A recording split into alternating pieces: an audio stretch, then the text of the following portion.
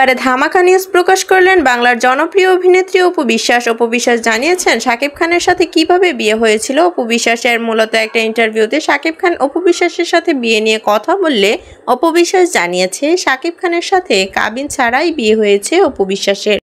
আবার ওইদিকে শাকিব খানও এই একই কথা বলছে, কিন্তু একটা ইন্টারভিউতে অপু বিশ্বাস বলেছিল যে 10 লাখ টাকা কাবিনে বিয়ে হয়েছে শাকিব খান এবং অপু বিশ্বাসের। বর্তমানে অনেক দর্শকরা এই পথ চেয়ে আছে অপু বিশ্বাস এবং শাকিব খানের নতুন সিনেমা আসবে।